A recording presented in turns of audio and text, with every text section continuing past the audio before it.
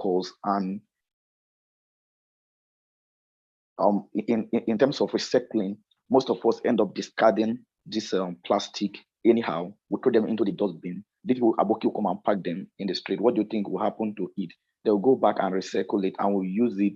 We'll use things that have been kept in the dump site instead of us to trash our waste appropriately. They were like, "Wow, we are not aware of this." So if everybody can be like you in this country, I think the country will be better. I was so excited, and when I went for a program, I gathered a group of friends. I was talking to them about the climate change and also the effect of pollution in our environment. They were so excited, and some of them were like ready that whenever I have a program, I should call them. They gave me their contact that they are ready to support anything that has to do with environment. So it's a testimony. Like, I encourage every one of us to keep preaching the gospel of climate change, keep preaching the gospel of biodiversity, keep preaching the gospel of green economy. And by so doing, together, will change the world and make the world a better place for all of us. Thank you. Thank you all.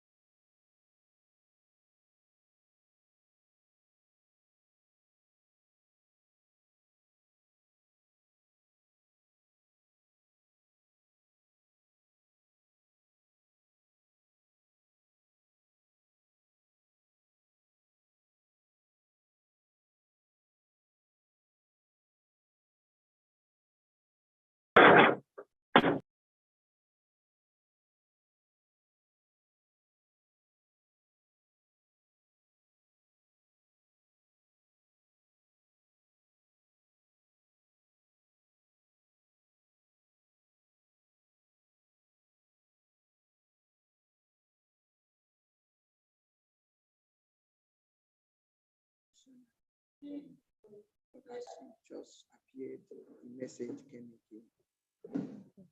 So this word is from the living God.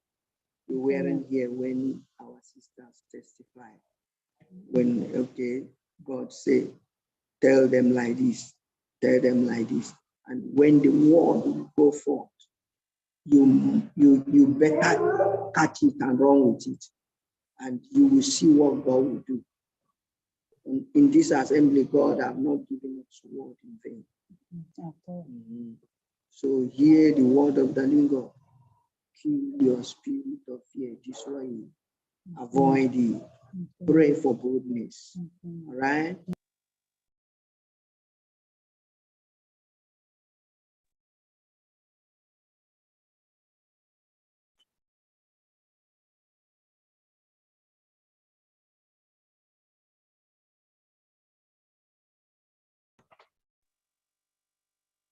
Hello, hello, hello. Knows you better than you know yourself. Yeah, good morning, ma. Hello, can you see me? Can you see me and hear me? Yes, perfectly well. Okay. So good morning, everybody. I'm so glad to be here, and I'm on the road, so I'm just going to be gisting with us this morning. And I'm so glad that I was able to hear the feedback from some of the participants that have been on the call.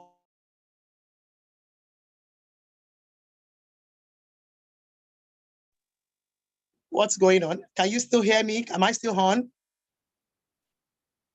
Yes, of course, we can hear you. Okay, so good morning. My name is Jumoke Olowo Waste. I'm speaking with you all from the Waste Museum this morning. And I'm just going to be gisting with you about net zero emission. You know, when we are talking about net zero emission, a lot of people think it's one big English word that is happening in the world, you know, far from us, something not related to us because we are Africans. You know, I've had so many narratives, I've had so many contributions about net zero emission, about climate change, about sustainability. And then you begin to wonder, are we on the same planet? So I'm just going to be breaking everything down to how all this big grammar, how it has to do with you and I as human beings that is on the world, that is in the world, that is in the earth right now. Okay, so like I had one of the participants said that joining the call has been a very, very good thing for her because she has learned so many ways to, you know, deal with her waste. She has learned so many ways and she has even extended it to her parents. And that is exactly what we're talking about, because when we're talking about climate change, we're talking about sustainability, we're talking about net zero emission, it is not a big grammar, it's actually a lifestyle. Because let's go back to the foundation of the earth. The way God has created this world is for the three basic elements that makes up the environment, which is the plants, the animals, and the humans to live together in harmony without generating waste. So when you look at yourself and you look at myself and you look at the environment, we are supposed to live together with the environment without generating waste. Now let's look at the life of plants. Plants, we have plants all around. And when you say you have waste of plants, that is, it is dead. Don't worry, just leave the dead plants on the floor. What happens to it? It goes back and it becomes manure for the environment. It is not harming the environment in any way. And then when you look at the animals, check out all the life cycles of the animal that we have. Every single animal is giving back to the environment. Let's look at chicken. You have chicken in your garden. When you are ready to eat the chicken, you kill the chicken. The blood of the chicken is blood meal. It is a manure for the plants. The feathers of the chicken is feather meal. We use it in feeding the plants and even the animals.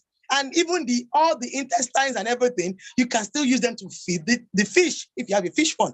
Now, the chicken itself, you will take the chicken, you eat the chicken, and you enjoy yourself. So that particular chicken has not done anything to affect the environment. And you look at the cow, you look at the horses, you look at all the animals that we have together. Every single one is living their own life without generating waste. And that is what we're talking about when we're saying net zero emission. But let's look at we humans. We are the so-called superior being. We are the so-called mastermind that is very brilliant, that keeps coming up with different inventions. And these inventions end up hurting us. These inventions end up causing pollution. So we are here today because you and I, that we are humans, we're supposed to be the superior being. We became so intelligent and we started creating materials that are not biodegradable, materials that are releasing, greenhouse gases that are increasing the greenhouse gases that are causing a lot of, global warming, the industrializations, the companies, everybody's generating a lot of toxins into the air. I'm sure every one of you listening to me, we all have generators in our houses. And each time you put on this generator, you know that you cannot even sit down beside the generator because the smoke that the generator is releasing is actually very, very toxic to the environment. And right here, even right here, as I'm talking to you now, for the first time in the history of where I am presently now, I'm being choked. Why am I being choked? I came here this morning and I saw a huge black smoke. I'm not sure I can show you. Maybe if I just tilt my camera angle, you can see a little bit, a very thick, dark smoke in my atmosphere, choking me right now as I'm sitting down. Why? Because a neighbor decided that today is the day that they want to burn all the tires or whatever, despite even all our interventions in this community. That is the problem you and I are facing every day. Why? Because somebody somewhere, everybody everywhere in their own space are taking everyday action that is dangerous to the environment. So imagine coming here this morning now. I have created a safe space for myself and my family. I have planted a lot of non-toxic plants. I have planted a lot of air purifying plants that is supposed to be purifying the air for me and my family so that we don't fall sick. But what do I have? My neighbor that felt that, oh, today is the day for him to burn whatever it is that he needs to burn. He's releasing a lot of toxins into the atmosphere. And right there, I'm being choked. And so that is the dilemma that you and I are facing. And that is the reason why I said, when we're talking about net zero emission, it's not a big grammar that some people still don't believe till now that there's something called climate change. They still believe that climate change is an Oyibo word that is meant for the whites. Whereas climate change has happened to you and I. Okay, another example I will give you that is readily available is, we all know how much, I went to the market yesterday and I was almost running mad. Tomorrow is my twins. I have a set of twins. They're going to be 14 tomorrow. And they insisted this year that they wanted a party. Imagine a party in this kind of will I call it austerity measure, austerity time. And they insisted that they wanted a party. And this is the first time they're going to be asking for a party. And so I had no choice but to go and see how we can make that happen. So I went to the market yesterday, and guess what? Everything in the market is times 25 because it is no longer times 5 or times 3 or times 4. Every single thing that I bought from the market yesterday was times 5. Every single food stuff was times 3 or times 4. Why is this happening? Because a farmer, let me give you another example that is close to me. Every single farmer that I know on my list this year, if they are not careful, they're going to make a loss. Why? There was a time that it was supposed to rain. There was a time that it was not supposed to rain. So they have planned their farming based on the regular raining season.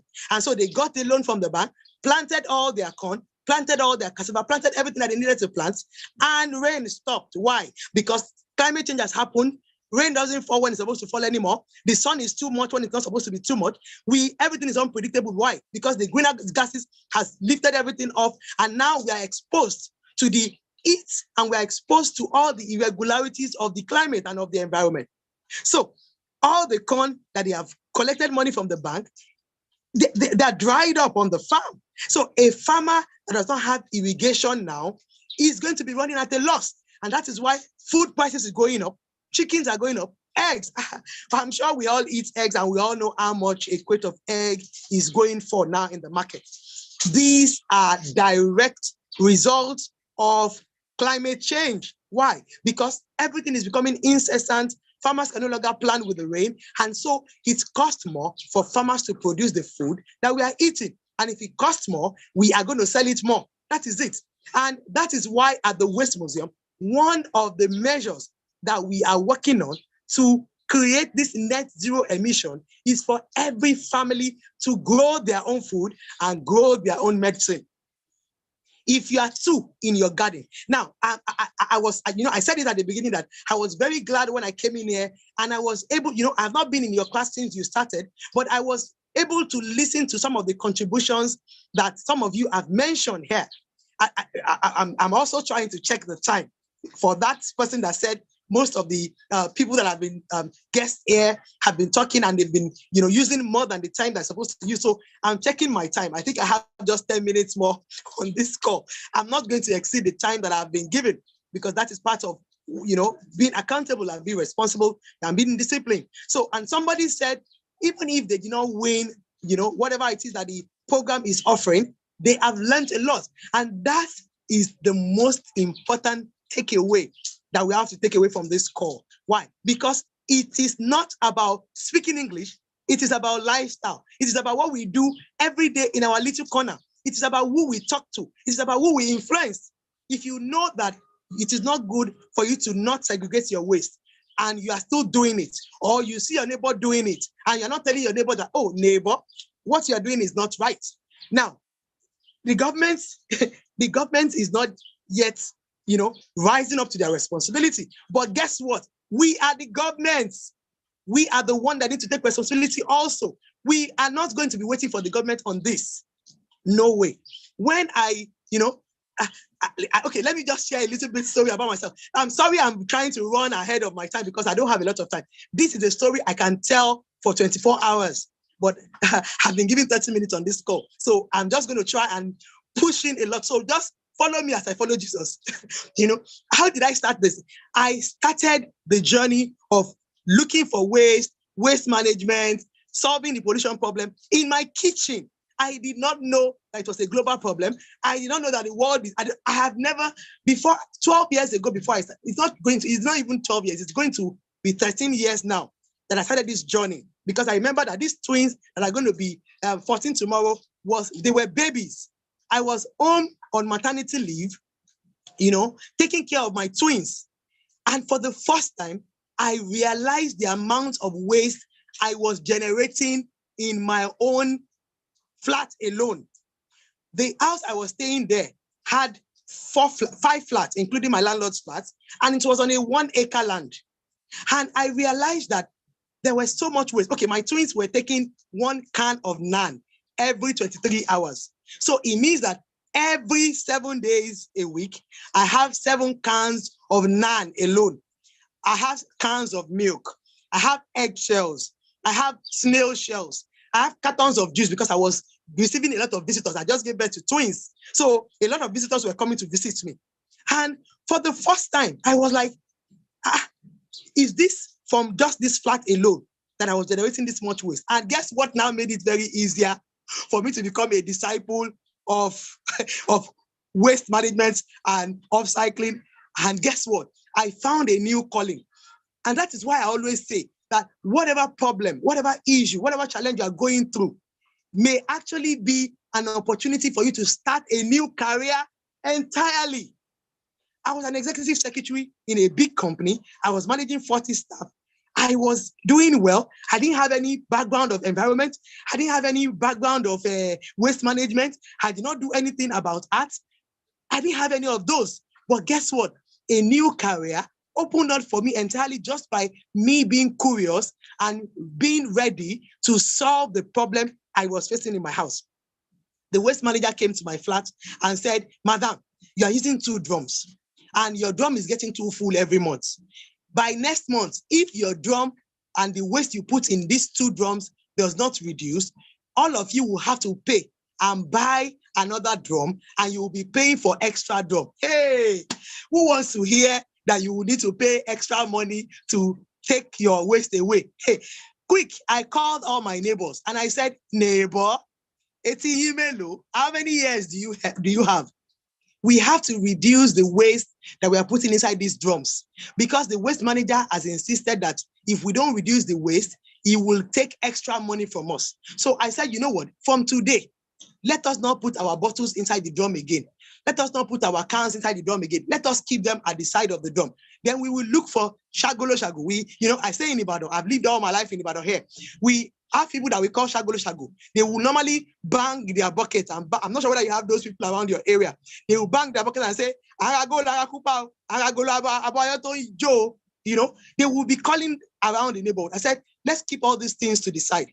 and give it to them. Even if they're not going to give us money, let's give it to them. We will reduce it. Then when we weed our compound, let's not put it inside the ground. We started sorting our waste. I did not know that it was a global solution to segregate your waste. It starts from segregation of your waste. All this net zero emission that we're talking about, our solution is very simple. We call it our 5 R's and a U at the Waste Museum here. Reduce, reuse, recycle, refuse, repair, and upcycle. I'll take that again. Reduce, reuse, recycle, refuse, repair, and upcycle. We believe that if everybody in the world can do this, then we can create a sustainable world without waste. And guess what? That sustainable world without waste is what we are talking about when we're talking about zero emission. What is net zero emission? It is the balancing of what is coming out and what is going in. If you are releasing greenhouse gases into the environment, you must also be able to take it back. You must also be able to remove it. If you release more than you are removing, then there's no balance. We don't have net zero emission. So what we are talking about when we are saying all this big grammar of net zero emission is the fact that whatever you put out, you must be able to take it back in. You must be able to regulate the amount of toxins you are putting into the atmosphere. Do you know that just by simply planting air purifying plants, just air purifying plants, we have so many of them. Check online. What are air purifying plants? We have spider plants, we have snake plants, we have aloe vera, we have mother-in-law's tongue, we have cotton, we have so many. We have Brasenia palms, we have indoor air purifying plants. Just by planting these plants around your houses, in your sitting rooms, in your bedrooms, do you know that you can even balance the toxins around your atmosphere? Because for each time you release toxins in the chemicals you use, in the generators you put on, in the soaps you are using, naturally, these plants will take all these toxins into themselves and they will use it as manure and they will release fresher and cleaner air for you to breathe in. It means that even in your atmosphere, you can control.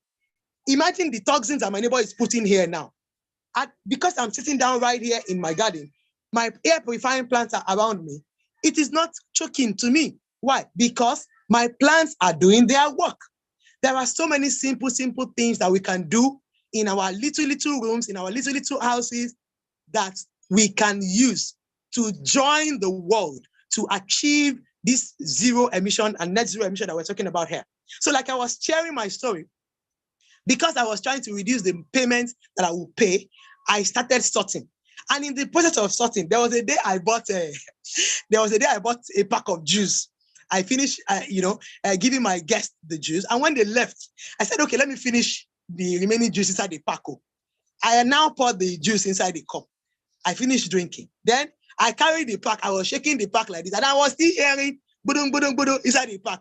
I was like, what is going on here? Are you telling me that my juice is still remaining inside this box? I am going to finish this juice, whether the devil likes it or not. So I brought out the scissors. I cut the box of juice open. And guess what? The inside of the pack was finer than the outside of the pack. The inside of the pack was pure, silver, beautiful, glittering color. Then I asked myself, why do I have to throw this box away when I'm done with my juice? Why can't I turn this pack of juice into a gift box or something? Like I said, I did not have any background of arts. I did not have any art teacher while I was growing up. Nothing. But guess what? That curiosity, that question that I asked that day, that why can't I use this box of juice for something else? Do you know that was what brought us to all that we are doing today? Now I have a social enterprise that is on a mission to create a sustainable world without waste. I have staff and we are all working towards solving the waste pollution in the world. Because of that question, that led me to asking that question, looking for solutions, looking for the ways that I could use the waste I was generating in my house. I started with recycled hats. I stumbled on a book that taught me how to do a lot of little craft work with a lot of waste, plastic bottle waste, paper waste, fabric waste, even buttons that pull off from your shirt, earrings that is broken. That was how I started. Oh, my brothers and my sisters that is watching me too on this beautiful, cold, windy day. I started designing. I started coming up with different ideas. I took it around to schools that is near me. I told them that they should, when they saw what we did, they were like, wow, did you do this? Which university did you study? I'm like, University of Ibadan. He said, no. Which university did you study abroad? I said, I've never been abroad. I don't even have a passport to even travel abroad. I started working with waste. I started with recycled hearts. From recycled heart, guess what I did? I took it around to school. The schools did not call me. I said, if the school did not call me, no problem. I will start holiday camp. I have a big space, don't forget. I did flyers. I started inviting students and children. And it paid off. Why? Because parents are looking for a safe place to keep their children and get them engaged and stop watching TV. So it will give up. I was creating that space for them. Children will come over. We will work with different materials and different waste. We will come up with different new designs. And we started selling. We started showcasing it to the parents. Guess what? A parent came and saw what we were doing and said, wow, come to my school. Guess what? I became an art teacher in an international school. I was teaching white children. I was teaching Lebanese children. I was teaching Nigerians without any background of art. That opened up a new career for me. What did I do next? I sacked my boss because I kept on falling in love with waste. Every day that I was working with waste, I kept on falling in love with it. It became like a challenge to me. For every waste that I was able to catch, it's like a journey to catch waste. Every waste that I'm able to save from entering into the landfill, it became like a personal, a personal win for me. It was in the process. I sacked my boss. I stopped going to work. I started a new business. I became an art teacher in an international school. I worked there for 5 years. By the time I was done, I knew that was what I wanted to do with my life. Because by then, I had read up. I had learned a lot of things about climate change. For the first time, I know what is climate change. I read up on it. I know what is greenhouse gases. I heard about global warming. It was when I became a teacher. I was studying. Don't forget, I don't have any background of art. I remembered at my interview, I was telling my interviewer, I had a Canadian and an American and a Nigerian that was interviewing me for the teaching job. I told them, I said, see, I don't have any theory of art. I don't even know what is primary color. But practical side, that's what I know. They said, don't worry. We've seen what you can do. We've seen all the creative works you've done with waste. That is what we need. We want you to come and be the art teacher for the junior school. I became an art teacher there without any certificate in art, no background. It is when I want to go and teach the children that I will learn the theory. I learned what is theory of art. I learned primary color, how to mix primary color. I learned it on the job. Who is telling you that if you don't have a certificate, you cannot work somewhere? Without a certificate, I became a teacher in that school, and I worked there for 5 years with different nationalities. We had over 20 nationalities in that school, and I worked there for 5 years, and I left to start my own company. And when I started my own company, we said we wanted to, teach people how to turn waste to wealth, how to use the waste in their society, how to turn the waste in their homes into different works. So we do furnitures, we do jewelries, we help people to start their own organic backyard garden because we believe that everybody must grow their own food and feed their own family. For the past 4 or 5 years, let me tell you, I have not gone to the hospital, I have not fallen sick, I have been eating and taking drugs from the leaves, from the plants that are in my garden. So when I said circular economy, sustainability, net zero emission is a lifestyle, I am living it. That is what we're doing at the Waste Museum. How did you come about the Waste Museum? After we started working with waste, after I have worked with waste for a lot of years, I realized that, okay, look at my earring. I'm not sure whether you can see my earring. Can you also, let me remove it and show you. Look at my earring. Look at the earring I'm wearing today. I made it from bottle. For the past 5 years, or almost 14 years now, I have not bought any jewelries. I have been making my jewelries, both chain earrings. I have been making my jewelries from waste. I have earrings from bottle covers. I have earrings from paper. I have earrings from stones. I have earrings from name the material. Anything that you see around me, I can turn them to earrings. So this is my earring that I'm wearing. I said, when people see some of the things that we have done with waste, they become a disciple. They are willing to change. They are willing to try it. They are willing to also do it. So I said, why can't we have a center where people can see the beautiful things that can be done, where we can give waste like a facelift, where we can showcase the beauty, because we have realized that waste is not a waste. Waste is actually a material. Waste is actually a resource that you can use to start something new. Guess what? I thought somebody else was doing it somewhere else. So I said, okay, let's check the waste museum that they are doing. Let's see how they are doing so that we can also do it. I'm very, very passionate about Ibadan. I'm not from Ibadan, but I've lived all my life in Ibadan. So I said, okay, let's set up a waste museum in Ibadan that people can come in to see the beauty that is in waste. And I checked on the internet. I said, okay, let's see what they are doing and let's see what other people have done. Only for me to check, and I realized that there's no waste museum. He came back and he said, cannot be found. I said, waste museum in the world. He came back and said, cannot be found. Waste museum in Africa. He said, cannot be found. Cannot be found, okay? Are you telling me that nobody has thought of a waste museum? You know the question I asked myself next. If nobody has thought of it, and I thought about it, then I'm going to go ahead and do it. It looks like I think it's something that cannot be possible. It looks like something that is bigger than my reach. But me, I know that I can be small, but I know that I have a very big God. So I asked myself, what do you have in your hand that you can use to start a waste museum? Because once we can set up a waste museum, people can come in and see the beauty and see the wonder that you can do with waste. And then we started it.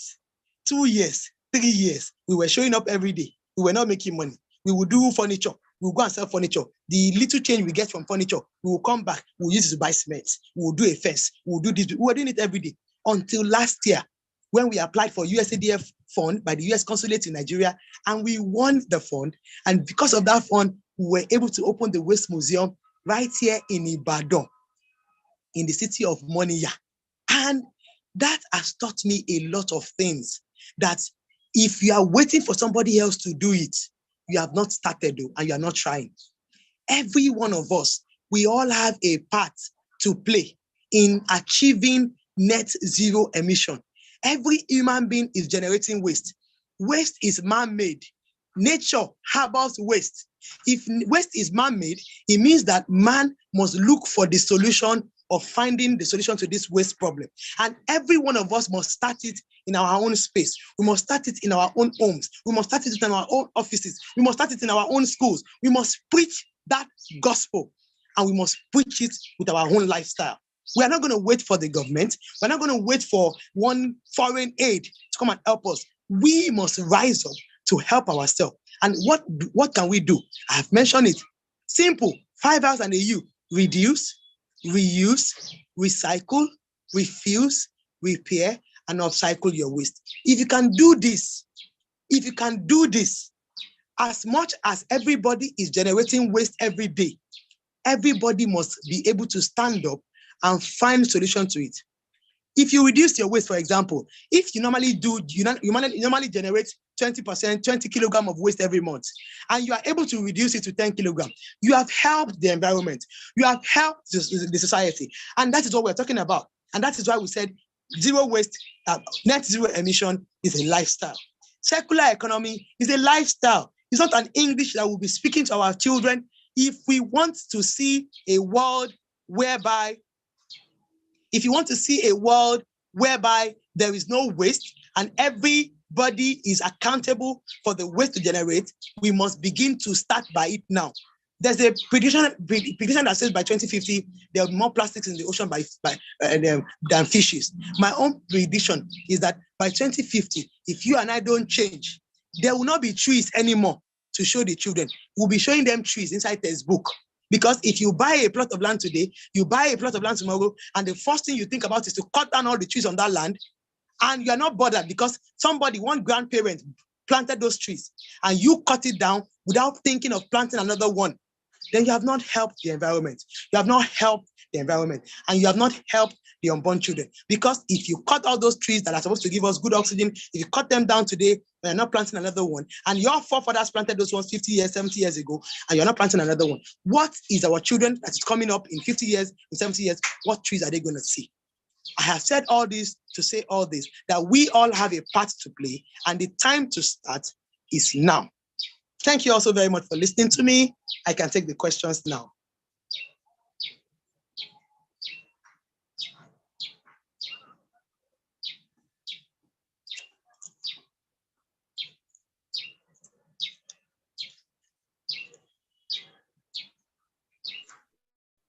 Yeah, thank you for this insightful session, Ma. And wow, you've indeed loaded us with not just theory now, you've loaded us with experience, and it's really insightful and powerful, I can say. And what I got, there is something I got from your experience. And what is that exactly? It is don't wait for funding to come before you pioneer a solution. Don't wait for funding to come, because Mrs. Jumoke has done a lot of projects, a lot of things, volunteered, impactful projects across board. And recently the fund came in and she started, and this is just the beginning. As a last week, she got an award, and yeah, I was like, no, this is just the list that are going to come. And quickly, Ma, would like to entertain some questions from our participants. We have some from YouTube, while we have some from Zoom here. Please, as a normal routine, let me check if we have some questions on the comment section. If not, for those that want to ask their question directly, please just signify so that I can call on you and ask your question. Okay. I think we have a comment from Adesua, great initiative, but I'm just wondering about the competitive advantage it has over conventional products. For example, how many of us will buy this earring over the regular ones we have in the market? So that's a question from Adesua. And okay. There's another question from Genesis. So he said, what did you do with the grasses you segregated in your compound? What did you do with those grasses? I would like you, okay, there's another question in line to that. How do I go about the equipment or machine needed for this recycling? Please, I would quickly love you attend to these 3 questions before we ask, give room for those who want to ask that question directly now. Okay, so let me just quickly take that question of somebody asking that who is going to buy the jewelries. I'm the one that should ask you that question, that why are you not buying? Now, like I always say, if we are talking about net zero emission and then we are not buying upcycled products, we are not helping the society, we are not helping the system. If you want to do it, if for example, now you want to do an event and you have the option of giving your guests souvenirs and you choose the imported souvenirs, the gift from China, instead of patronizing somebody that is here working with waste or trying to turn something into wealth, you are the one that we should ask that why are you not buying upcycled products? I'm not the one that you ask that question at, because people that are serious with the action, people that are serious with the talk, people that are walking the talk are choosing to buy upcycled products. Do you understand? Now, this particular earring I showed you comes in different colors. And guess what? Our ambassador for it is even a bank manager. Why? Because she fell in love with what we were doing. She was ready to support what we were doing. And she ordered it in different colors. And guess what? She wears it to every one of our events, whether it is business management event or whether it is bank management, whether it is personal weddings. Or why? Because she understood what we were trying to do, and she was willing to commit her money. Most of us that are talking climate change, we are just talking it by man. Our mouths we get. When it is time to back it up with action, we are not there to be found. Okay, we have furnitures that are, if I go to our website, go to our pages and go and see some of our furnitures, it is not about that they are not beautiful. And you know that this is preventing this particular waste from entering into the ocean. But you will still not patronize because you think, I want whatever it is that is your decision. So if you're not buying, we should be the one asking you the question, why are you not buying upcycled material? I have a sister here in Ibadan, she's converting pure water nylon to different planetary. She's converting pure water nylon to different materials, bags, nylons, shoes, sneakers. Now, if you're not buying, why are you not buying? You are buying imported shoes and sneakers made from China, and they are talking climate change here in Nigeria. We're not helping the society now. Look at all the products from Planetarial. Look at all our products at the Waste Museum here. They are beautiful to behold, and they are affordable, they are durable, and they are eco-friendly. We should be asking you, why are you not buying? Okay, now, somebody asked a question. And, somebody asked a question that, right, how can I buy a machine? Hey, you want to start with recycling. You cannot start this journey with recycling. Even me, I have not started recycling. I'm doing upcycling. Recycling is capital intensive. You need a lot of money. You need a lot of tools. You need a lot of expertise to start recycling. But you can start with collection. If you have a space, you can collect these things and link up with segregators that will collect it from you. You don't need to be looking for money to buy a machine. Start with collection. Collect plastic bottle. Collect. If you have a space around your environment, go and meet your neighbors. Collect from them. Call the segregators. Link up with them. Recently, all the plastic and the cans I collected, I called, because it's not everything that we use for upcycling. You know, we are doing upcycling, we're not doing recycling. So we are also a collector. We collect plastic bottles, we collect cans. Guess what? I called an aggregator to come and collect it. I made over 20,000 naira in a day from the waste that I collected. So, Ma, please, I would quickly like to come in that aspect because as we speak now, we have actors across. I would say specifically we have actors in 33 states in Nigeria that are on this platform. And so what we're trying to do is we're trying to localize and try as much as possible to intensify the actions, not just going beyond what we hear in conferences, going beyond seminars. We want these actions to take place. Just like you mentioned, the aggregators now, I know we have some in Ibadan and you know some in Lagos. Though everywhere, they are everywhere, every part of the world. Yes. It's another thing which we have to identify as actors, in as much as we are creating advocacy. And I also want to respond to the person that has a question regarding the use of jewelry. It's very good. We also make use of our local products, and that's part of what is going to contribute to this just the GDP of the country. As much as we are able to make use of our local products around. Please, I would just like to give permission to Sanusi alone to ask a question just in 30 seconds. We are supposed to commence the second section as we have the facilitator on board now. Sanusi, please just ask your question in 30 seconds while Mrs. Olowokere attends to that. Okay, thank you very much. Thank you, ma'am. Thank you so much. Like the energy, the passion, and what you are doing is so amazing. Of course, my question in 10 seconds. Ma, please, if I'm in Abuja, I want to pay your facility a visit. That's the museum. What is the process? Okay. Hello. Can you hear me? Yes, ma'am. The museum is officially open Mondays to Fridays, 9 a.m. to 5 p.m. And it is just a token you have to pay to enter because it's a showcase center and we must be sustainable also. So adults are paying 2,000 naira to enter the museum. Children are paying 1,000 naira to enter the museum as for excursion because it's a showcase center for circular economy. And if you are coming as a group, we have group discounts. That is also one way that we are also contributing to the environment and paying our staff. So just link us up on social media and get a booking, give us a date that you are coming, give us the number of people that are coming. Once you pay, we make the place available for you. We have workshops here, we train people here, and so many ways we participate. Somebody asked in the comment section that how can the Waste Museum can be set up in every part of the world.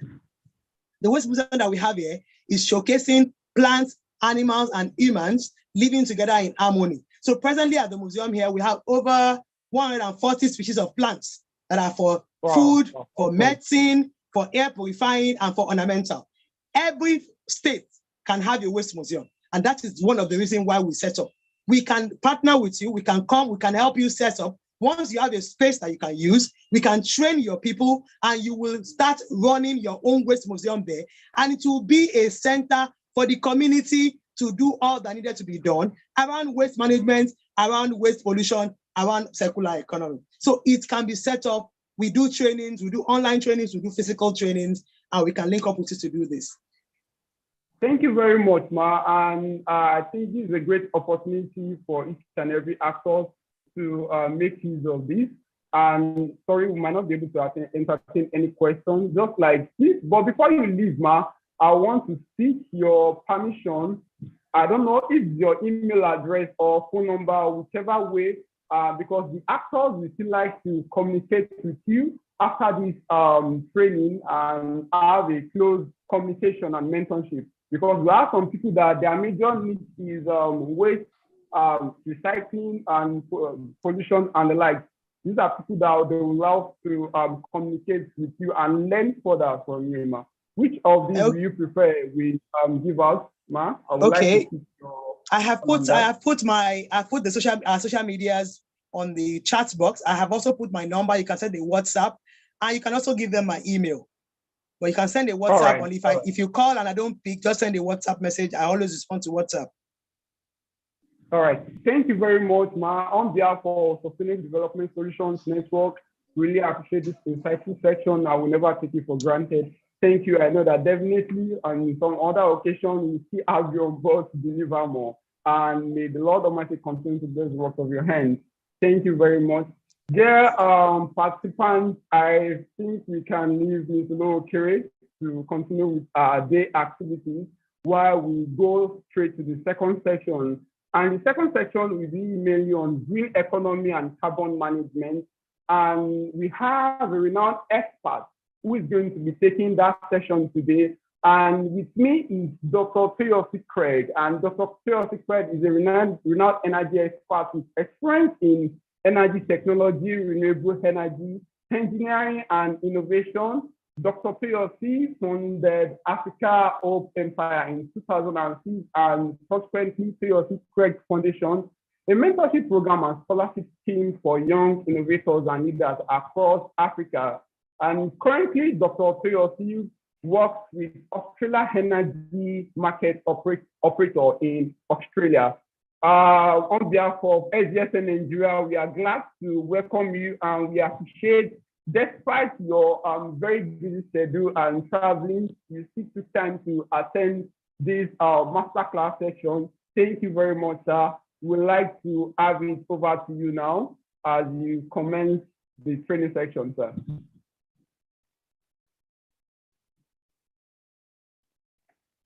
Over to you, Dr. Theophil. All right. Can you hear me? Good morning, sir. We can hear you. Okay, it's good evening from here. It's already evening. Yeah. Thanks so much. Good evening, everyone, and thanks for the opportunity to speak today. Hi, guys. I'm greeting everyone. Please don't mind my crude slides and how it may look. Actually, I've been on the road for the last 1 month. So I was in Nigeria 2 weeks ago, South Africa, then Singapore, then Australia. I only arrived late night yesterday, so I only woke up. So I'll try to make this as interactive as possible. And at the end of the day, I want to kind of set up something like question and answer. And I hope we can have something to do with it. And also thanks to the previous speaker, I think I met them speaking about waste, because that's actually one of the reasons I actually came to Nigeria. I once was using sawdust and some other equipment to make tiles and some PVCs in Nigeria some times ago. And that's actually one of the reasons I came home. So straight to it, I'll try to share my screen. Just let me know when you can see it. Yeah, your screen is up, sir. Can you see it? Perfectly, sir. Okay. Yeah, the first few slides would be a bit of reading, and then the last one would do like a practical exercise.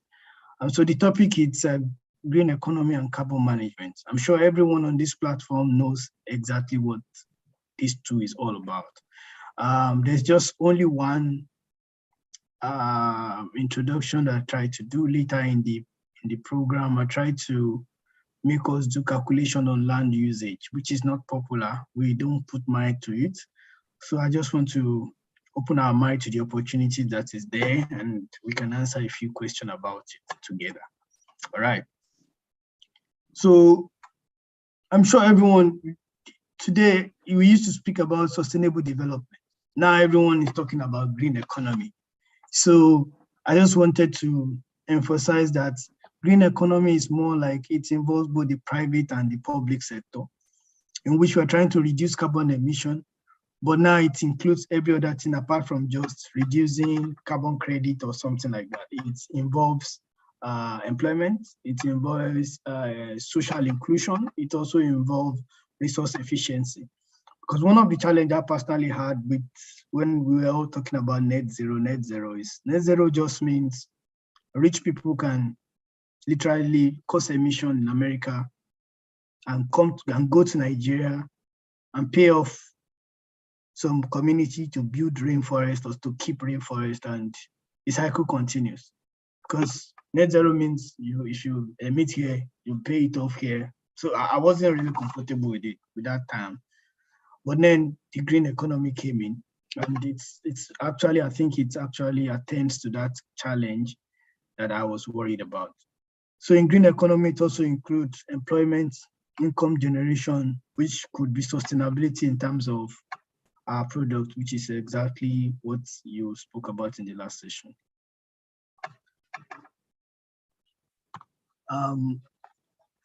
Sorry, I'm trying to pick out so I can see the slide myself. Okay, yeah, so I was looking up here, I guess, if you want to read up about green economy, there's a 61-page document that was done by UNEP. I won't want to go into that. I'm sure everyone can always go and see that. One of the things that the green economy speaks about is also like environmental asset and natural capital.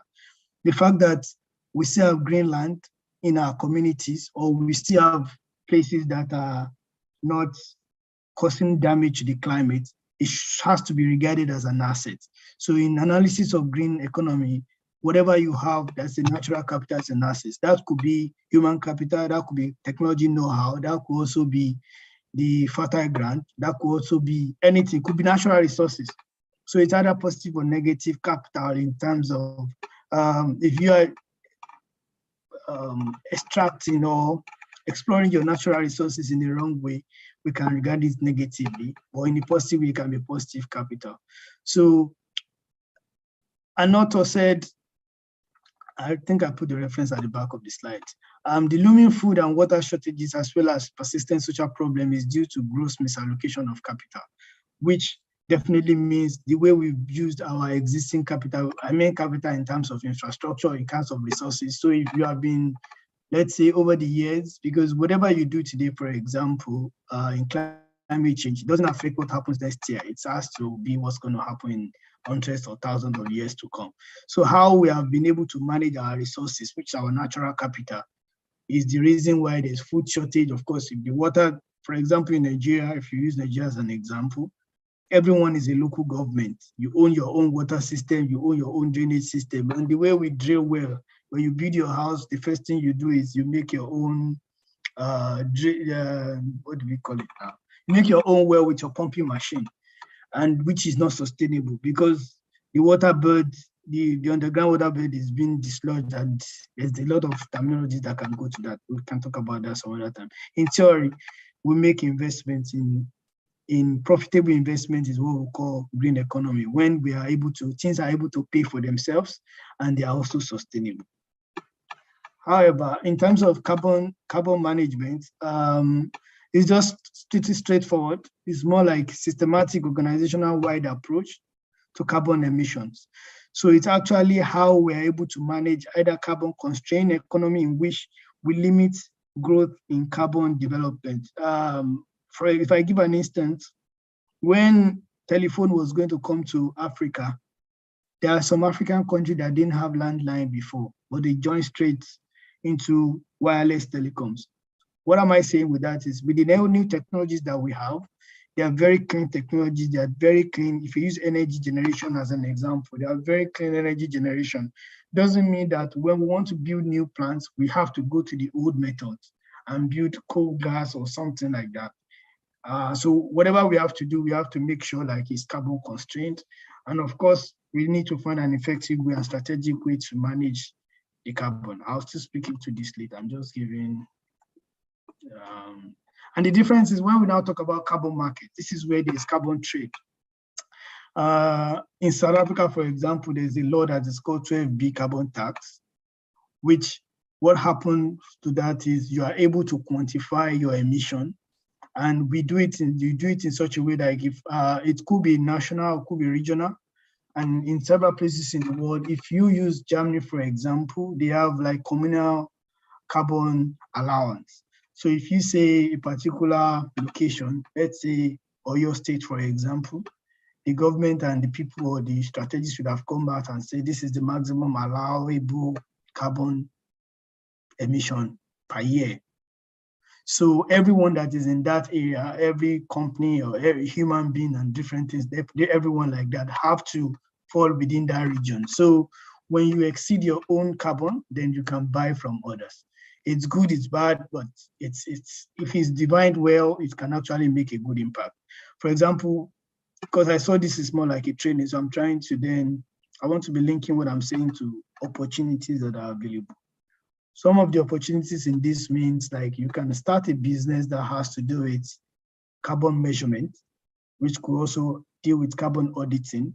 One of the things you can do is it goes as far as going into even trucks and lorry industry. Let's use ShopRite in Nigeria, for example. There's a lot of emission that has to do with logistics, even before you start analyzing each of the products. So while we're thinking of large industry or large companies, you also can think of small retails because they have carbon that are emitted by those trucks that deliver stuff and that deliver product. So measuring that, there's an opportunity there. And I don't think we have a very defined carbon measuring or carbon credit structure in Nigeria. There's also an opportunity in developing such policy. You just have to find one that is highly developed and find a way to localize it. It's a great opportunity. And it's always good to be a starter. I read about a few companies that are doing that already in Nigeria, and I'm sure we can find a way to do that. So it just means carbon market just means where you can buy or sell your credit. Not net zero this time, just that there's an allowance for it. And I just mentioned here, which I know this is a popular slide. I try to put it in simple terms of how to do this. The first one is to evaluate your carbon footprint. And that's why I'm saying either we like it or not very soon. We will have to be able to evaluate our carbon. And that's why we need to build expertise in terms of carbon measurement. It's simple calculations that we can do. I'll take us through one calculation here today, not for carbon measurement, but for footprint calculation. So then you need to identify key drivers with energy or carbon program. Of course, then you need to evaluate the benefit for that particular organization. And that means maybe, for example, if you see the fridges that are sold, you see fridges are sold based on their efficiency, energy efficiency, like rated A, B, C, or D.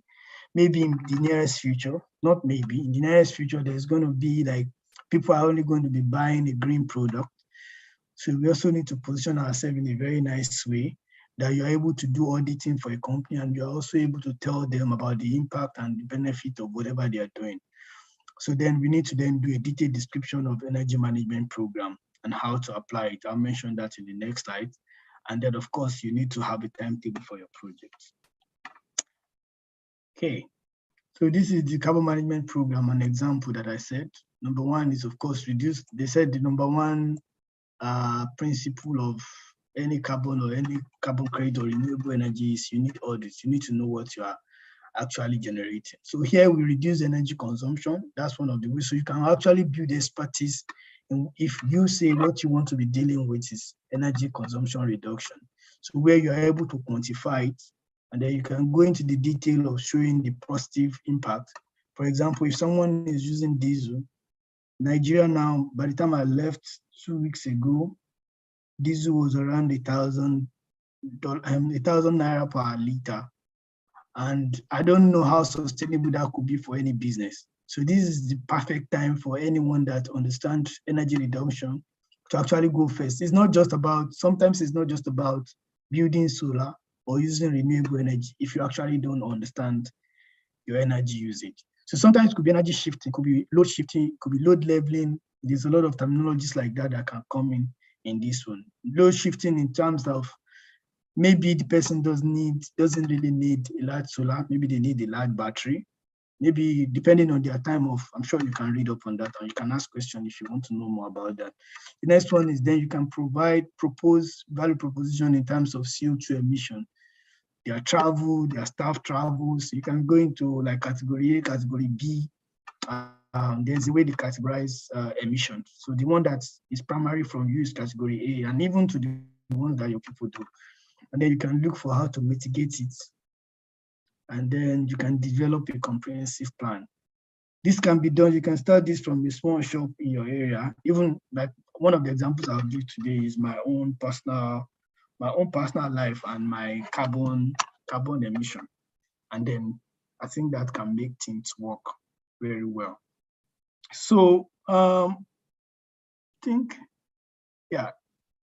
Now the problem is, I know we've talked about almost everything that we hear every day. So I put up 4 things here. I said, how can we stop messing with the climate?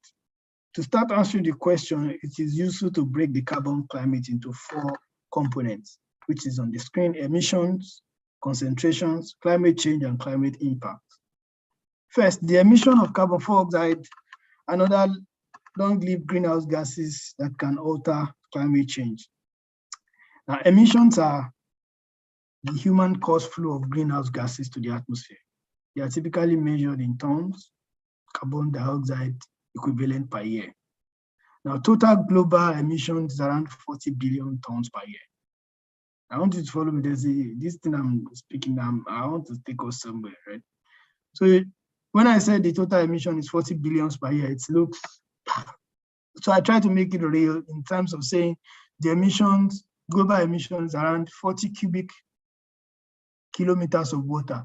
So like 40 cube, like if you have 40 kilometers of water, if we fill it up, yeah, something like that, that's how much tons is emitted per year. And in personal time, this means that each individual person emits around 5.5 tons per year. So that means, but we are not contributing in the same method. So given how much, for example, how much I fly, I believe I'm emitting like 20 tons per year, whereas a typical member of the poorest family in the world will emit around 0.1 tons per year.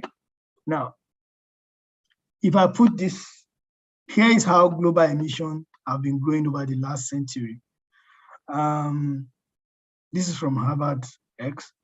So what you see is accelerating growth with a few pauses during times where the global economy faltered. Those down parts. Now, second, this is the amount of carbon dioxide that has been in the air, the concentration over the last century. We care about this because it's the amount of greenhouse gases in the atmosphere that is causing directly climate change. So I was just trying to show that you can see that it's not going down. The global CO2 emission is not going down and is not willing to go down, whereas the atmospheric concentration also is not going down. And for example, if I use myself as an example, like if today's climate, let's say, if I say, if I emit let's say 3,000 kilograms or 3 kilograms, in the next 100 years, there will still be an appreciable amount of percentage of that particular emission that is still going to be here. So I said, suppose I fly across the Atlantic. I was referring to what happened to me yesterday, and I emit, let's say, a ton of carbon dioxide. About 1/3 of that, which is 300 kilograms, will still be circulating in the Earth's atmosphere.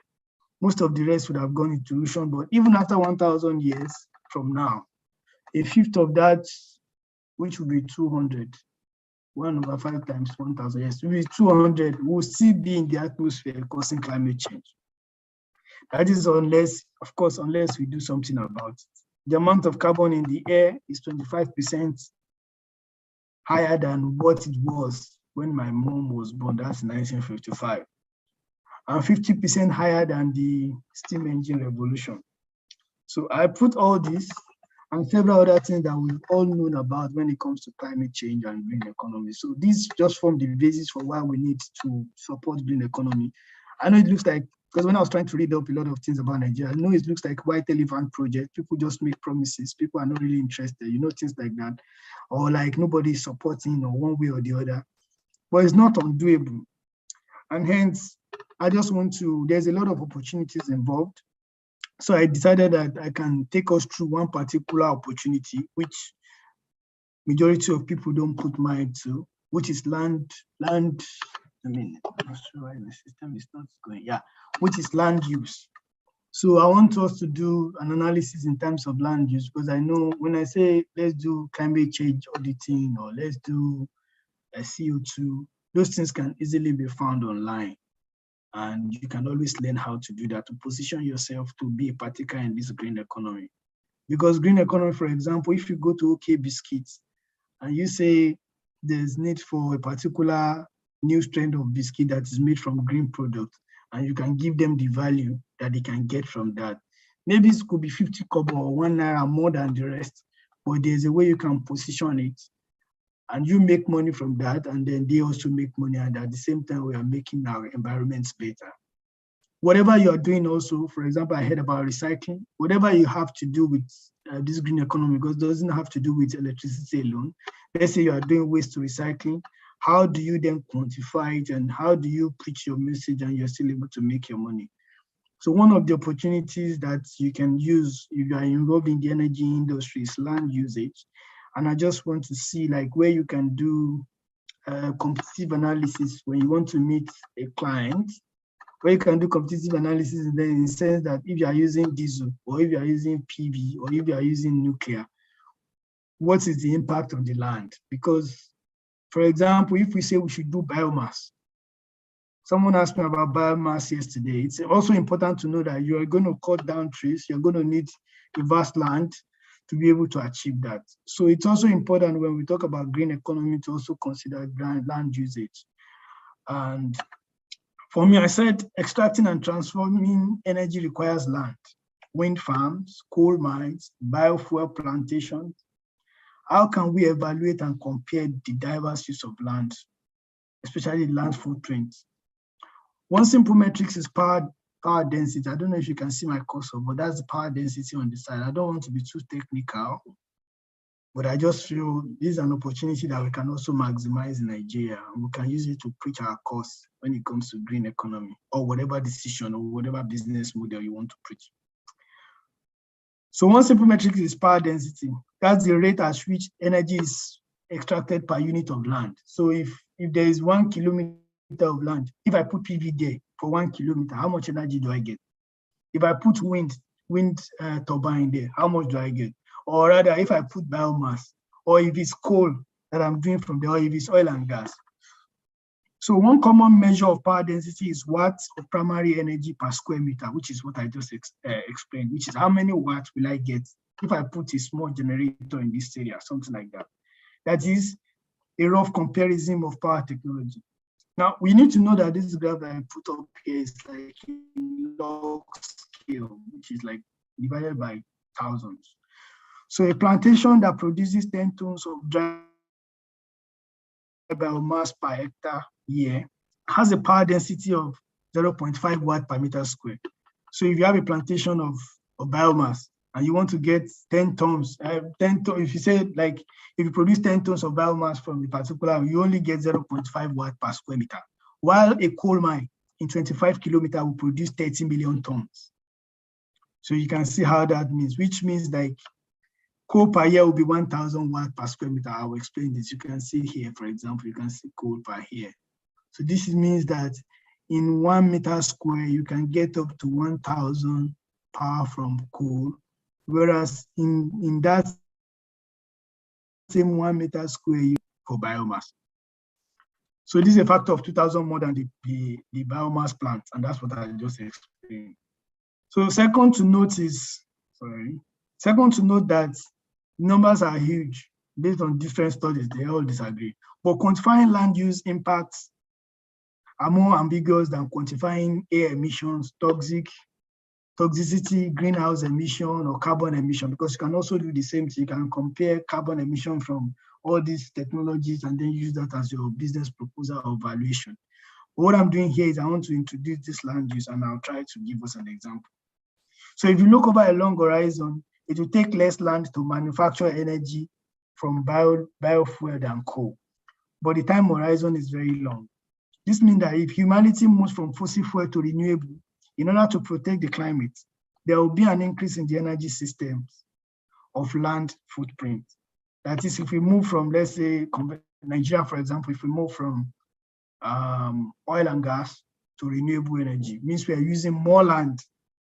Now, this is disturbing because land is never used up. Rather, it is disturbed or impacted, because when you say land use, actually is more like land impact, because you have to change, relocate people that stay there, or even change the livelihood of the animals that stay there. Land is finite. Land use play a central role in mediating any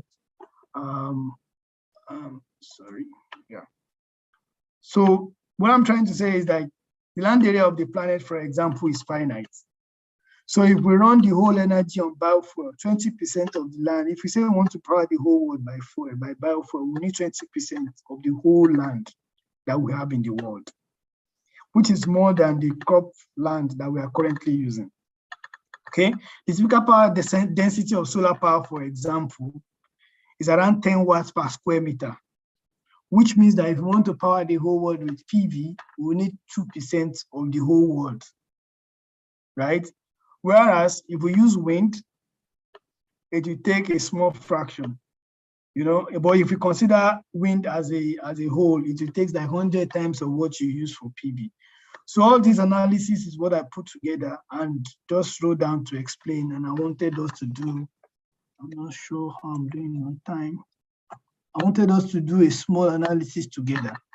So what I'm trying to say is,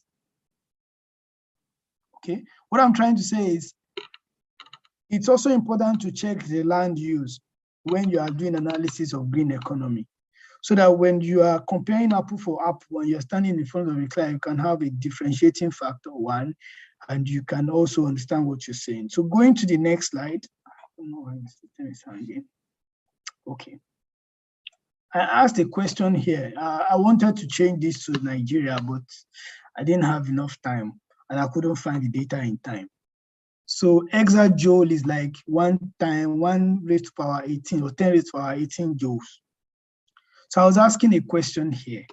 I said, let's start with raw energy requirements. How much energy did US use in 2017? This can be Googled. It's not like I'm asking for any question. So this, I'm using it for US. Then we'll try and do the same for Nigeria, and then you can do the same thing for a company if you are targeting the company, or if you want to do the same for a particular institution or for a particular local government, then you can follow the same trend. So for here, I'm using transportation. So how much energy was used for transportation in US in 2017? I found out that it's 28.1 exajoule, which is like 28 billion gigajoules. Don't worry about the numbers, but it's just like, this is the amount of energy that was needed by US transport. Of course, ridiculously higher than the whole energy we use in Nigeria, but let's call it like that. Let's say this is the energy that they use. Now, ethanol, which is like what you get if you want biomass or all these things, eventually what you need. Ethanol has an energy density of 0.21 gigajoules per liter. What am I trying to say here is, out of every liter of ethanol you get, this is assumed number. Anyways, it's kind of correct. I'll share the source. So let's say for every liter of ethanol that you make, let's say you want to start making ethanol from bioplant or from jatropha, or let's say any of these sustainable green economy strategy that we are doing. So you get 0.021 gigajoules per liter. So then you can say how many liters of ethanol would then be required to supply US transportation system, right? That means that's why I put this first one in 28 billion. So how many liters will you combine together to make up to, how many 0.21 will you combine together to make up to 28 billion gigajoules? So you see, like, you will need like 1.3 times 10 raised to power 12 liters, right? Which would be like, I'll say that's 1,000 liters raised to power 9 places, right? That's how much liter you need. Now, if I want to make that in context, it still looks unreal. It still looks like too much of English and mathematics. So, and I said here, if we say, like, for example, corn ethanol, which means the ethanol that you make from corn. Or let's say in Nigeria now, you can say this will be bush ethanol or wood ethanol. It's around, let's say you get 3.5 this particular liters per kilometer square, which means in 1 kilometer, if you walk 1 kilometer to the right and then to the front and then to the right, if you make a square of 1 kilometer, you only get 3.5 times 10 to the power 5 liters in that space per year. So I was now asking, how much land will you now require to supply enough ethanol for US transport? So I'm not asking us to do math, but that would be like 3 million square kilometer. I don't know, can anyone tell me what's the size of Nigeria in terms of square kilometer? I don't know if anyone can type it in the link box. So I know it's 987 something. You see? So that's how much land that is needed. This is 3 million, not even 900 and something thousand that we have. So if we are to use corn to power the transport sector of America, we need more than the land size of Nigeria, literally. So if you now do the same thing for your area, let's say you want to go and meet a particular state, you already analyze the amount of energy that they are using in that state, which you can get online. So that would be something gigajoule or megajoule or whatever joules is the energy they are using. Then you find what you get in your energy, it is power, this is biomass, so this is from ethanol. What gigajoule do you get per liter? If it's PV, I'll use PV in the next example. So you can just find how much energy you're able to get, and then you can divide that and see how much land you need. So sometimes it's beyond just adopting what the world is doing when we want to achieve anything. We shouldn't say, okay, because everybody is doing this, then we should do it. Sometimes you have to localize technology and look at the impact in your own area. And that is very important. Hence, for example, I always speak of energy mix that reflects your natural resources, energy mix that reflects your expertise and your capacity, and as well as the local know-how. Because if you speak about green economy, like I defined before, it also encompasses the social life of the people that are involved. So while if the whole world is preaching solar, my next example will show, do we then go solar in Nigeria? Does it make sense for us to do everything solar, right? Do we even have the capacity of the land? Do we even have the capability? So that's also very important. That's why I'm using this. And I'll go to the next one. It's not doing that. Okay. Now, that question I said the other time, I was saying, how does this then compare to the US land that is used for agriculture? I was saying choose the closest answer. I wanted to put options here before, but there'll be no time for it. Now, I Googled this amount of which you can also Google, 3.8 million kilometers is how much land is used for agriculture in America. Developed countries are always really, really big when it comes to agriculture. So you can see that the amount of land that is used for cropland and pasture land in America is equal to the same amount that will be used if they need to use it to power, if they need to use biomass to power America, which doesn't make sense. Now, the next question I was asking is, how much electricity did US generate in 2017 in terawatts? Now, I'm not asking you to Google it. It's very easy. It's 0.46 terawatts is the number of electricity that they generated. Now, I'm not saying in hours. I'm just saying the generated capacity. Okay. You can then use this for Nigeria, for example. Say how much electricity Nigeria generates. Peak generation per hour is around 4 to 7 gig, but we can't really quantify now because of the blackouts and everything. But we can assume, let's say we were generating this particular peak per hour, something like that. So let's say electricity in America is 0.46 terawatts. We can now say how much land will be required to meet this demand. If we want to use solar in the southwest of US, the California area and down that side, those are the area that has the best sunshine in America, 15 watts per meter square. which is like, I think Nigeria should have like 7. The average should be like 7. Maybe in the north we can get like 8 watt per meter square, or let's say maximum 10. So 15 watt per meter square is what you get in the sunny area. Now, if we use the same principle like I did before, if you remember what I did before, the first thing I said is this one was for energy. Say this is the energy that they use. You find the energy that they use, then how much are you producing with what you want to use, and then you can find the land. The same thing here. This is the total electricity that is produced. You can also go to any governor, any parastatal or institution. How much energy are you using in a year, right? So here, you can then calculate, we can even stop it here. You can say, okay, if you want to put a particular infrastructure on your institution or in your institution, or around your institution, if you are having 15 watt per meter square, which means for each meter square, the maximum energy you are able to get out if you are using PV is 15. So then you can calculate what's the size of this area, right? Like what's the size of this, so let's say this state or this institution, if let's say it's IITA, you want to preach to, or you want to present, do a presentation for IITA. So you can then say, okay, if you are using solar doesn't make sense for you because the whole land size that you have, even if you put solar in it, can it cover for your need, something like that. So I was not saying that how much land will be required. So I got it as 30,000 square kilometer, which is ridiculous. I was saying, I'm not sure if I put the answer here. I was saying this is for the sunniest area in America. Now, if I bring this down to America on the average, which is 10 watt per meter squared, say we scatter it across everywhere, they will need 98,000 square kilometer in order to be able to power the whole place with sunshine.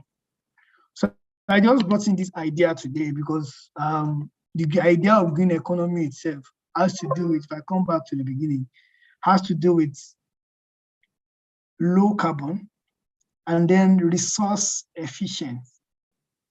So resource efficiency is what I'm saying. Like if you just wake up and say, this is what we are doing, and you are not able to compare apple for apple, it may come back and shoot you in the foot. And then it's a very good business now in Nigeria, especially with the diesel cost that is so high, for you to then find a way that you can find an energy mix that will be very relevant and important and be useful for whoever your client is going to be. And in order to also promote green economy in Nigeria, I was trying to be a preacher of like, we need to find the right energy mix. In terms of land usage, we won't be able to go all out solar and wind. So it doesn't really make sense when you hear people say net zero. It goes beyond, it's not just renewables, it's just balancing, which means if we have to use coal here, you just need to know, like, we reduce the green emission as much as possible. And also our individual activities. Like I said, for example, in Australia, I don't drive because I've just found out, like, I know my own personal emissions everywhere. I drive in other places, but in Australia, if I have to go anywhere, then I rent a car. I'd rather go by bus or by train. That's a personal decision. I think it's getting to the point where I won't have choice anymore. I stopped driving from last year. So just to reduce, it looks crazy, but who knows? There's the little you can do can go enough. So I hope I'm able to pass a bit message in terms of this. I just wanted to let us have that idea of land usage and conversion of land. I got some of this from an Harvard Business School. I can share the link later on. And then transition to low carbon future in Nigeria, which is available online. So I want to thank everyone for the opportunity to speak, and I would like to entertain any question. Sorry if it was much in a rush. This is just so important and personal, I had to attend. And so I appreciate the opportunity. Thank you. Yeah, thank you, Doctor, for the insightful section. Yeah, the calculations were amazing. I will just give it straight to the participants to ask their questions. If you have your questions, please, you can send it to the comment section. And to our audience on YouTube, please kindly use the comment section to drop your questions, while I'll be able to pick it up from there. And if you have a question, if you're on Zoom, if you have a question, you can just signify, and I will call you so that you can, please, you just have a few minutes to do that. But definitely, you try as much as possible to attend to everyone's question before the end of this session. Let me check the YouTube. If you have any question there, we speak. Those of us on Zoom, please kindly signify if you have a question. You can also send it on the comment section. And yeah, and once again, I really want to appreciate you, Doc, for this time. I know it's a very busy period for you and traveling and all. Please time to attend the session. Thank you so much, sir. Please, I want to entertain questions. So that Doc can rest for the evening. Okay, I have a question from someone. Network to leverage carbon auditing and measurement opportunities in the now. How can you let network leverage carbon auditing and measurement opportunities in the now?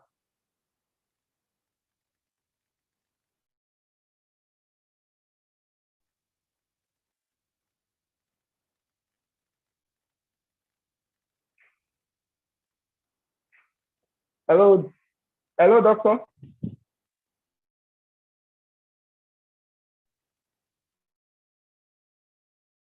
I'm not sure. Oh, all right. I think you're muted.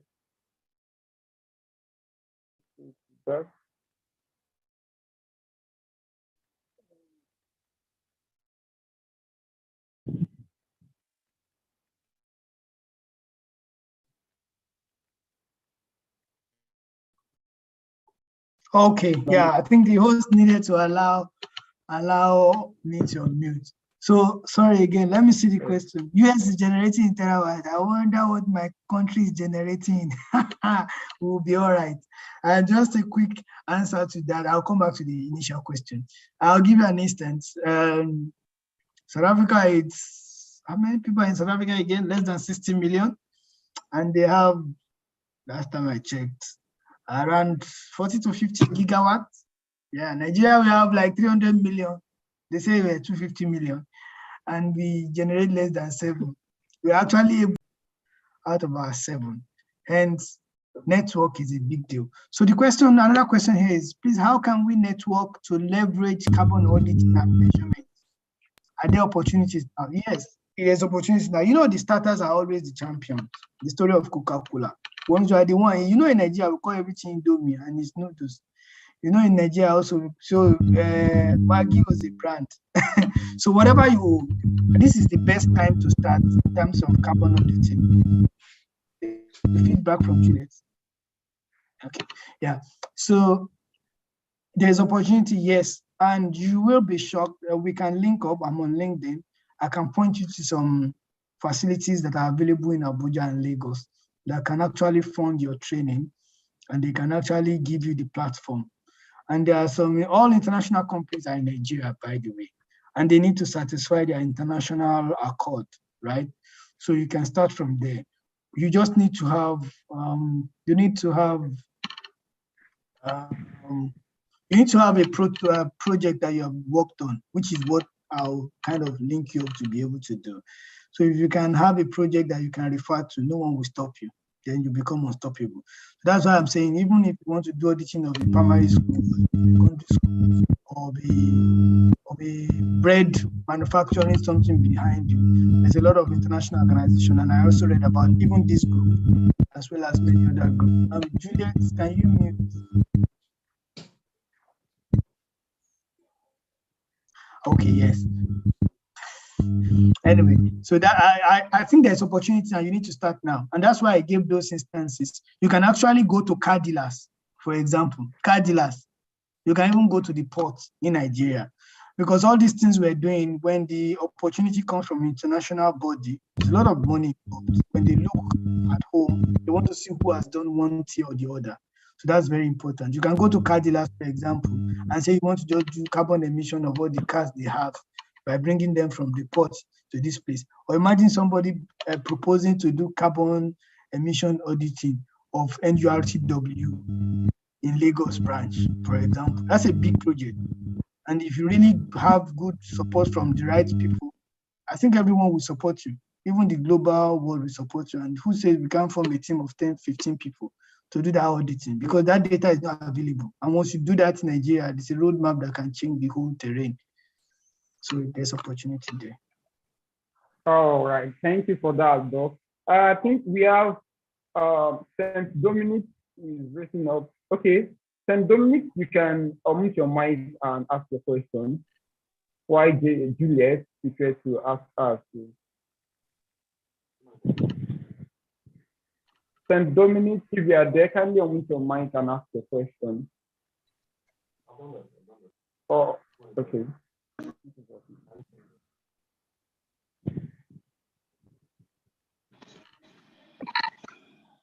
Hello, sir. Can you hear me?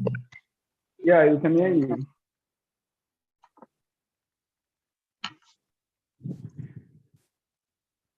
All right, click on. We can hear you, St. Dominic.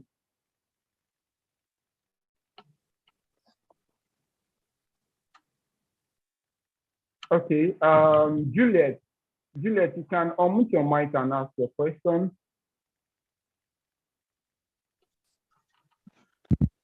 Good morning. Yeah, good morning. My name is Juliet from Caap. The training was really impactful, but my concern is about the group. If we should, like now, I might have idea. So if I want to carry out on a project, can we, like we in Kaduna, can we come together and decide on what to do? Because the way it is not something that one person can just do on your own. So that is about the circular economy and others. That is the question that I want to ask. Okay. Before Dr. attend that, Dominic, can you ask your question now so that you can attend to the two questions at once while we end the session?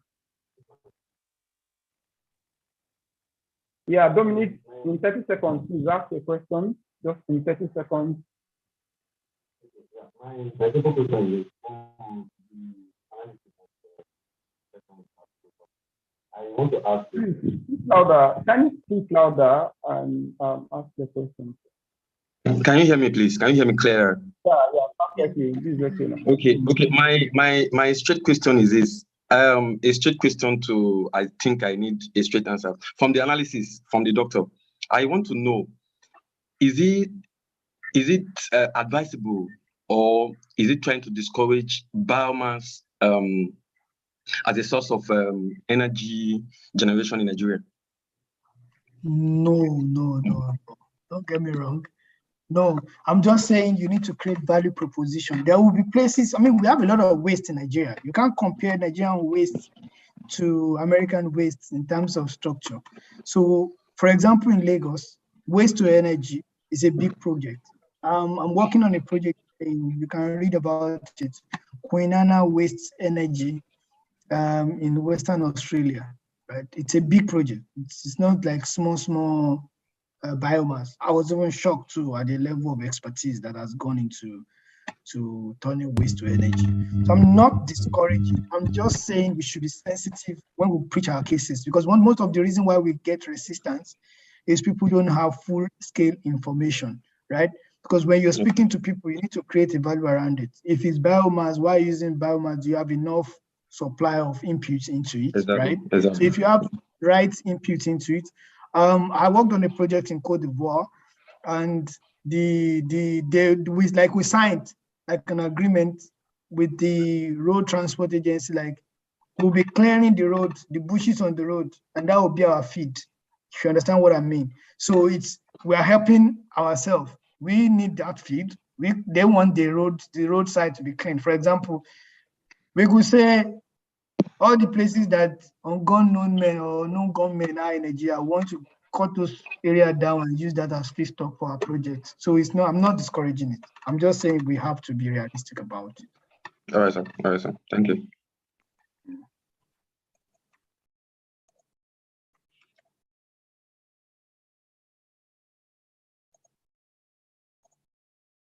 Thank you very much, Doc. I believe this has been a wonderful, insightful session. And Doctor has already said we can just okay, I think I need to attend to Juliet. Is that question for me? Amina, you are. Can you mute?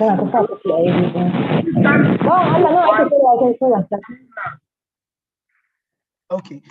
Do I need to attend to Juliet's question, or you be the one to attend? If it was relating to me, my suggestion is the project of renewable and clean energy is big, especially now that it's a bit difficult to find value proposition, but it's also a very good timing. It's a very good timing, and we need to come together. And that's why I'm saying your motivation should go beyond money. And that's, of course, business is business, so you have to be careful who you partner with. But I'm sure Emmanuel will speak better to that. But I think we need each other as groups to make this work. I did Jatrufa to biodiesel in Osun State in 2013. Unfortunately, that project didn't see the limelight because one way or the other, I didn't have the right support. I had the people, I had the technology, but I even had the farmers, but one way or the other, we didn't really work together. So I'll suggest partnership as a way forward. Juliet. Yeah, perfect, sir. You've given a great answer to that. And I always say this, I always tell my team, if there is any project you are running, if there is anything you have in mind, don't do it alone. No matter how clear that vision is, never do it alone. When you get people to work with, it makes you to get those projects done faster. And I will end it by saying that it's better to be a co-founder of a $10 million investment than to be the MD CEO of a 1,000 or 1 million naira $1,000 or $1 million investment. Partnership is very key to each and every of our projects. And still on the community development project, we are going to address that. But before that, we are going to give an invitation for Doc to please leave and attend to the remaining part of the day activities which we want to do. On behalf of the Sustainable Development Solution Network, we sincerely appreciate you, sir. Thank you once again for participating in today's section. Doc, really appreciate you, and you have a wonderful weekend, sir. And thank you very much too. I really appreciate what you guys are doing. I'll be glad to be a part of it. I never knew this kind of platform existed, but you are doing a wonderful job. I've read a lot about it between yesterday and today, and I'm really impressed. Well done, guys. There's no honor as the honor from home. So it's a privilege to meet everyone. So have a very wonderful day, and then yeah, enjoy your day. It's already night, so I'll go for my Friday night. You guys can join me. Yeah, go for the dinner. All right. Thank you very much. Hello, sir. I have a complaint. Thank you so much. Have a nice weekend. Yeah, okay. I have a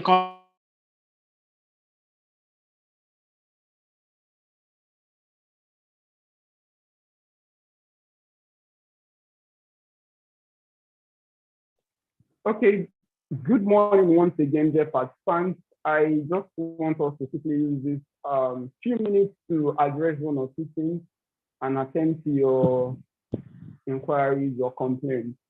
But we are going to do that in an orderly manner. But we start from the attendance. The attendance link has been shared.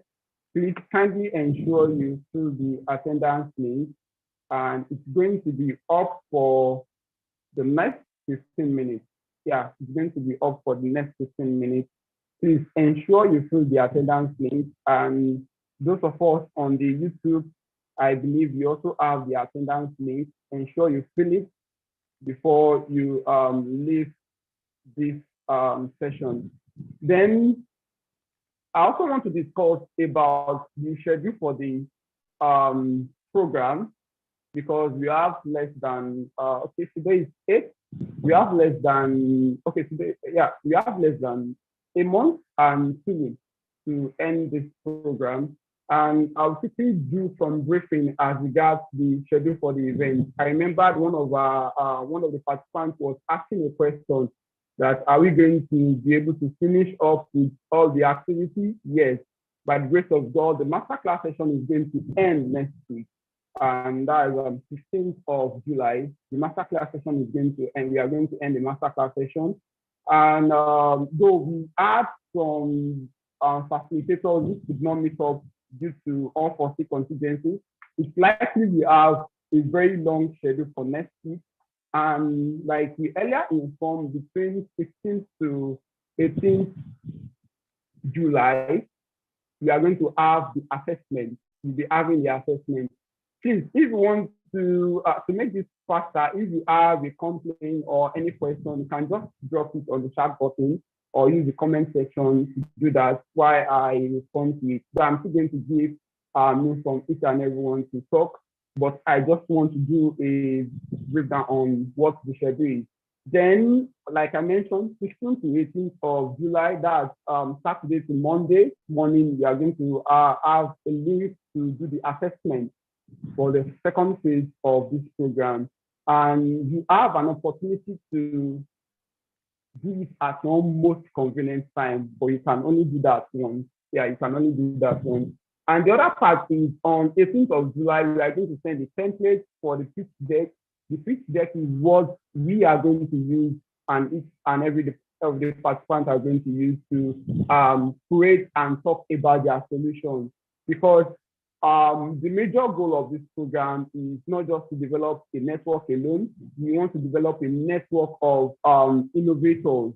And based on the survey we conducted, we discovered that 90% or less than 90% of the participants of this program have an idea, but it's still in the idea phase. And yeah, we need to take those innovations beyond the idea phase, whereby you can launch and you can start operating. So we are going to send a pitch deck to that regard. And the innovation process is between 15th of July to 2nd of August, whereby you can come up, you are going to use that template to practically say what solutions you really want to pioneer. And I earlier mentioned, I don't know, maybe I sent it, but I'm very sure I've mentioned it via email some time ago that we'll be having the ecological tour. The ecological tour will be 22nd of July. Yeah, that's 22nd of July, which is also a Friday. And regarding our community development project, this is where I really want to dwell more on. I'm going to entertain questions, but please, I want us to be attentive regarding it. The community development project, this time around, we are going to ask just a single project. Yeah. Based on the schedule we sent to you, we wrote 3 different activities, so we are consolidating it into one. And this project is based on whatever each team decides, and it's meant to be carried out between 20th and 27th of July.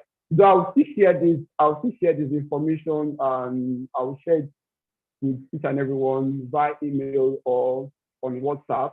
Like I mentioned, the community development project is just one. We are just meant to do a single project. It might be tree planting, it might be a clean-up project, it might be environmental campaign, it might be awareness creation, it might be training for secondary school students, whichever way, but the impact must be measurable and the project must have a specific objective and goal in which you are achieving it.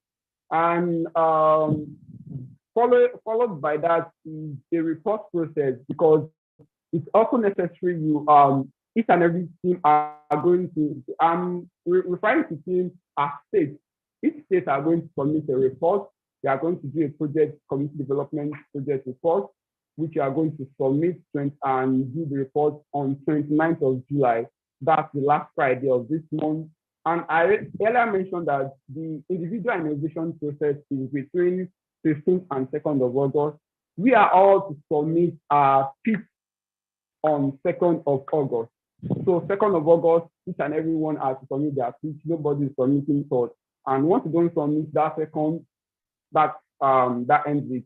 And selection of pitch and those who are going to be successful to that will be notified latest by 6th of August.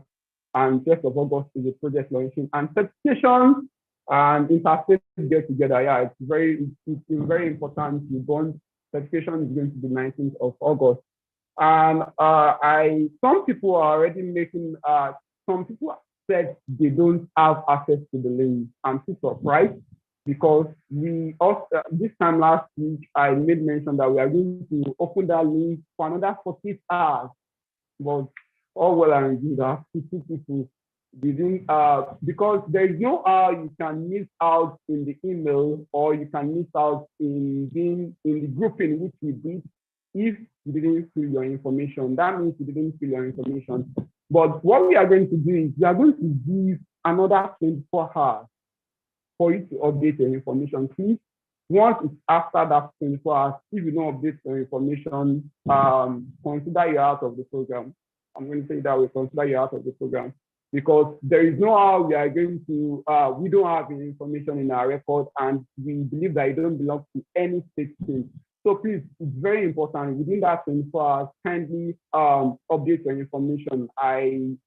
Immediately after this call, we are going to release that link for each and everyone to update their information. Only those who have not updated their information before, but you have just 24 hours to do that. You are very hands-on with this project.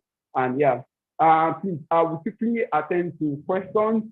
I think, Juliet, you can unmute your mic and speak. Why do we need to ask each question? Good morning, Ms. Amana. Yeah, good evening. Good morning, rather.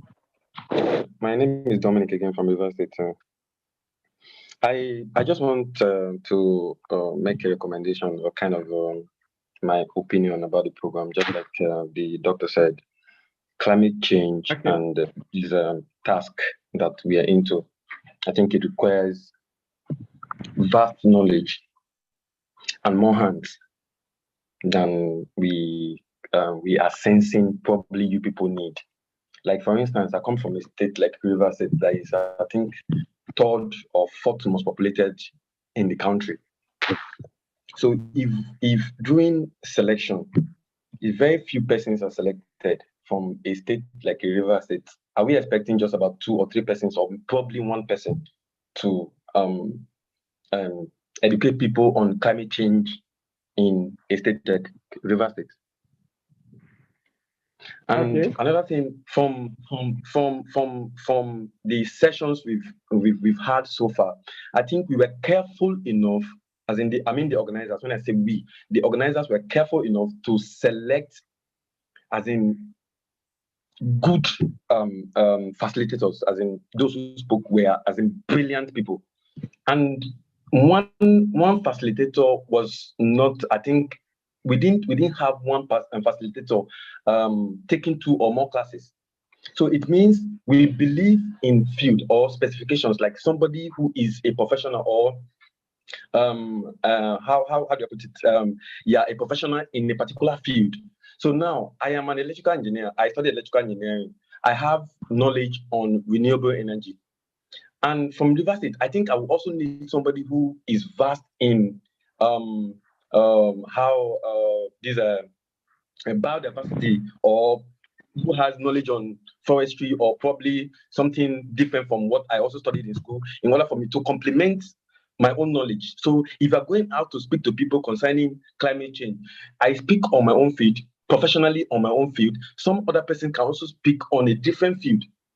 So I think we need more hands. We need more hands than probably what we are making people or making the participants or the actors think we need. Like people are thinking probably we need fewer persons, or I know probably you have a blueprint, like you know the number of persons you want for this program, and from each state probably the number of participants you've also earmarked from each state. But that is my own opinion. in order for us to do something good or to achieve our goal, I think we need more hands and more people to participate. That's my own opinion. Thank you. All right, thank you, Dominic. What I'm going to say to that is regarding the project, okay, I quickly want to respond to what someone asked. I think there are 3 states that are just having a single actor. So what is their hope like? So the community development project is not something you are meant to do alone, and you have the opportunity to even call for other actors that are not on this program to be part of this project, because you bringing them into the system is also trying to give the knowledge which you've already gained. And based on what you said, it's not just it's not, the community development project is meant for each and everyone to participate. And I will also advise, because it's good to network. We have experts across board, and these are people you can connect with across board. But regarding the community development project, each state are free to, if your population is 10, you can, and what you feel like you really need much audience, more population to be part of the, maybe you want to do a cleanup project in a particular place, and you feel like you need, like, okay, you can bring in more people. Yeah, you are free to do that. So the only thing which we are going to provide in that regard is a simple graphic to define that. And also, I know that some team might need maybe a kind of a letter to inform. Let's take, for example, you are going to now, and if you want to do a project, and if at all there is need for you to send a formal letter, please communicate with the team, communicate with the admin. We are going to see to that. Yeah. I know that's the more reason why we have your representative from each. Then I think I have a question. I have some questions on the comment section. May I suggest that just what should be okay. For those who have not been able to update their information, you are free to do that. We are going to open the link for just 24 hours. After that 24 hours, please, you might not, you don't now have to reach us, because it's beyond what you might have to, we would like to go back to that phase. There is still more for us to do on this project. I will also give room to James to ask a question. Please, let's try as much as possible to be brief with our questions or inquiries so that other people can also ask. Then the person that made mention about passcode for the last week recording, I'm going to see to that, the technical team will see to that, and possibly you can check the YouTube platform before tomorrow evening. Yeah. Okay. I will respond to the ecological tour, but I want James to ask your question. You can Good morning. Good morning. Yeah, it's not a question, please. I want to plead with you. I don't know, all those schedules, the exam time, you were saying a lot of things. The network was bad on my side. I don't know if it was a... We are going to share it via email, and we are also going to send it to the WhatsApp page. Thank you very much. Thank you. All right, you're welcome. Isa, please, you can unmute and ask your question.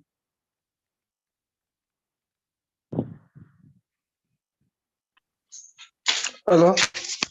Good morning. Yeah. Good morning. Good morning, sir. Good morning. Good morning. You can ask your question. Please speak on, and let's be brief with it.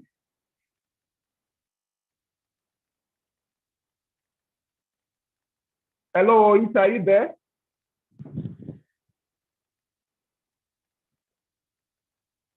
Okay, Adesua, you can ask your question, please.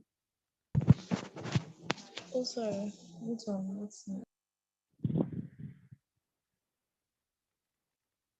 Hello, Adesua, you can ask your question. You've been given opportunity to talk.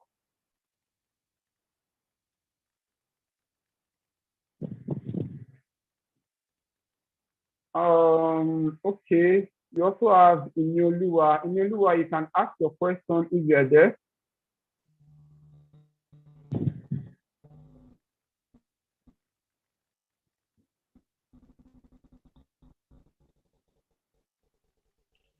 Hello, Inyolua. Good morning. Okay, good morning. Good morning. Hello, can you hear me? Yes, we can hear you. Hello, good morning. Can you hear me? We can hear you. We can Thank hear you for the class. I really appreciate. My question is just based on the community. Yeah, based on the community agreements, like hello, I said my question is based on the community agreement. Hello? We can hear you. Hello. Based on the community engagement, we can hear you. Thank you. Like, you know, in some states, we have people like, we have five, 10 persons. So I want to know how to know those that are really engaged in the community engagement stuff. Because, you know, some people are just like, they might not even do anything, and they want to, like, when the write-up is being submitted, they want to be part. So how do you confirm that maybe someone really engaged in the service or not? I don't know if there is a way you want to, like, you can able to identify that you plan to know if people really engage in it or not. Yeah, definitely. There is a reporting guide that is going to be sent to you, and which is going to part of the questions you are going to ask the active participants that participated in the project, and if there are other voluntary participants that participated in the project, it also deals with acknowledge them, which you are going to provide that information. And if there is anybody on the team that is not participating or being part of the program, the state representative is going to provide information on that. So it's something we are going to checkmate and ensure. But it's very important. It's a teamwork. That's why I've not been using state things. It's a teamwork. So many various things happen when it comes to team projects and all. But it's very important you carry each other along and see how you can achieve a better end. So Adesu, I think I've unmuted you. You can ask the question now. Let's make it brief. Okay, good morning. Can you hear me? Yeah. Okay, I have some concerns. It's not actually a question. Number one, you talked about updating our information. I don't have a link to that. And secondly, I hardly get notification for classes. Someone just sent me the link. That's why I was able to join today's class. So I don't know, is it possible for us to get notification for classes? And secondly, I need the updated link so I can provide my information. Okay, regarding that, sorry, those are okay, regarding that, for the link, I've made mention that we are going to share the link again for the next 24 hours for you to check and update your information. Then, as regards the what was the other thing you mentioned? Okay, as regards you getting mail, there are two things that are involved. Please, first of all, go and check your spam. If it's not in your spam, check your promotions on socials, because emails that have multiple links are always, there's always tendency that you find it in promotions or social. And if it's not in your promotion on social, kindly check your spam. But we are going to give each and everyone access to update their information again.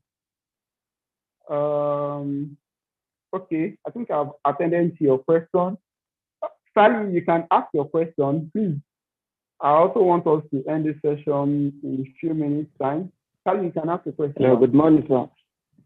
Good morning, good sir. Morning. Good morning. Yes, sir. All right, I'm calling from Kaduna State. All right. So my question goes away like this. Some people are in Kaduna State, and while some people are in Nigeria. And as a matter of community project, which we are to combine our ideas to become one, then how can we do about it? Because while some people are in Kaduna State, while some people are in Nigeria, is two different local governments. How can we do about it? That is all, sir.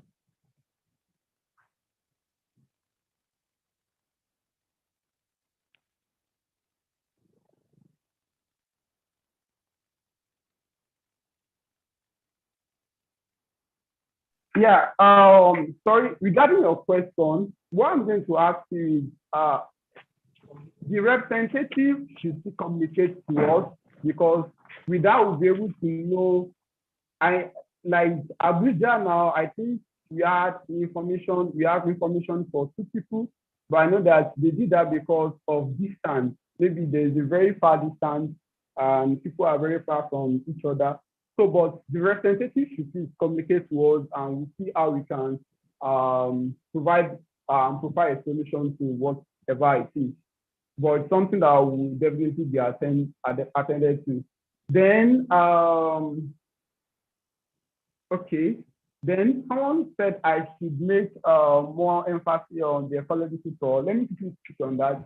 The ecological tour is going to be held at IITA Ibadan, and though I'm going to say this now just for us to know, and we are also trying every possible means whereby we can have the tour virtual, so that those of us that are not in Ibadan or that are not very close to Ibadan will be part of the tour. So we are doing every possible means to see to that. So we have a limited, and if you know IIT very well, IIT is not just a place you can access anyhow. Yeah, and we also have a limited number to that, and we are going to communicate that with each and we see how we can have an equal representation and participation as regards that. So that's what, and the tour is going to be on 22nd of July, 9 a.m. to be precise, 9 a.m. to be precise. So that's what I'm going to say regarding the tour for now. Why the state representative keep communicating. My question is, I'm from Bauchi State and we're currently serving, okay, and how am I going to have, okay, in as much as you are from Bauchi State and you are currently serving Taraba, I would suggest you join the Taraba team. It doesn't mean that, okay, we have to put out, okay, I think I got an inquiry from someone that said he works across so many states, and I told him, just join the state in which you know you are currently in for the month of July. So I would suggest you join Taraba State, and yeah. So regarding the innovation speaking, like I mentioned, we sent a template. We are going to send a template in that regard. Yeah, we are going to send a template in that regard, in which each and everyone can have a working guide. You can have a working guide, and that's one of the major reasons for this program. We need each and everyone to pioneer a particular solution, and these are solutions that are not just for. It can be for profit, yeah, it's fine. Even though before an investor can say that I want to put my money in this business, they are going to ask you that, okay, what is your return on investment? And yeah, they will ask for your figures. So not just that I want to set up an initiative that is going to be training secondary school students on. No, you must have you must be able to state your return on investment and all. So we are going to share that next week. We are going to share that immediately after we conclude the masterclass section. I also want to check through if there is anything I have not attended to. Please admit whatever information we shared on Zoom. Okay, yeah, definitely we are going to share it. And I believe we've all through the attendance form, please. Okay, I think I have Benjamin raising up his hand. That will be the last person for today. Okay, Benjamin, please ask your question briefly. Good morning, sir. Good morning, Mr. Benjamin. I can't remember missing any class, but you've been talking about grouping based on different states. So I don't know who is the leader for Adamawa State, because currently I am based in Adamawa State. So the WhatsApp group you are talking about. Okay. If I'm going to ask, are you currently on a team group for Adamawa State? No. No. Okay, on the grouping that was sent, is your name on that list? In short, I didn't see any. That is not updated the information. Please, there is no how, in as much as it's not updated the information, don't even ask anything about the grouping, because there's no how we can give it to a state. And the project officer in charge of community development projects is going to reach out to each and every state representative. So it's very important. Please just update information. Once it's 12 p.m., the link is going to, even before 12 p.m., the link is going to be up. And by 12 p.m., the link will be down again tomorrow. So the reason why we are doing that, this project is kind of time-bound, and there are many activities in which SDSN Nigeria is pioneering, and you get to know about later in the course of the year. So I won't like to make promises now, so let me just keep that and reserve that. I want to check if there is any other thing stated here. Anyway, I will be waiting for the link. Please, yeah, we'll share the link. And for slides, you can always check that drive. You always get the slides on it. The slide for last week is already on the Google Drive. You can check there. And also the one for Dr. Priority, we're also going to share it as soon as we receive it. And yeah, we are going to share it. I think that's all for today. And I believe it's been an insightful and wonderful session. I wish each and everyone a wonderful weekend. Have a fulfilling weekend, everyone. Thank you.